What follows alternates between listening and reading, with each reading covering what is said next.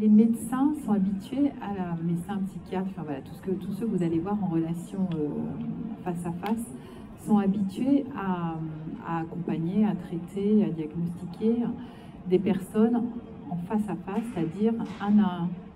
Et en fait, il n'y a qu'une seule profession, à mon sens, qui connaisse vraiment qu'est-ce que ça veut dire l'intrication, l'imbrication de l'individu dans l'organisation, c'est le psychologue du travail ou le psychopathologue du travail.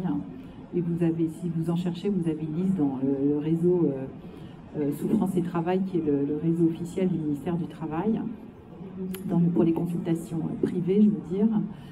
Et l'avantage du psychologue du travail, c'est qu'il va bien comprendre ce qui relève de vous, ce qui relève de l'organisation, ce qui relève de votre environnement, et comprendre les échanges qui se passent. Parce que comme on dit, entre guillemets, hein, les burn-out sont contagieux. Alors, évidemment, il n'y a aucune contagion dans le burn-out, on est bien d'accord. Hein. Si vous faites un burn-out, votre fille, elle ne va pas l'attraper.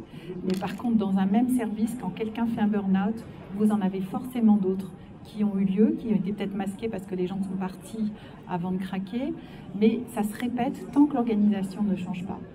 Et soit, alors heureusement, vous avez quand même des sociétés qui prennent ça au sérieux et qui observent que quand il y a des symptômes comme ça qui se répètent, c'est qu'il y a un problème certainement de management, d'organisation, d'indicateurs, etc. On ne va pas forcément rentrer là-dedans et qui remettent ça à plat collectivement. Mais si ça vous arrive, vous, individuellement, là, ce que fait le psychologue du travail, et moi je l'ai déjà fait et avec succès, j'étais stupéfaite de voir comment certaines sociétés le prennent vraiment très bien, c'est lui qui est en charge du ce qu'on appelle le protocole multidisciplinaire, c'est-à-dire se mettre en contact avec le médecin traitant, avec le psychiatre, avec le médecin du travail, avec la DRH. Évidemment, tout ça ne se fait, on est soumis à accord de secret, donc avec l'accord de la personne qui vient nous voir. Et en fait, ça peut dénouer vraiment des situations incroyables.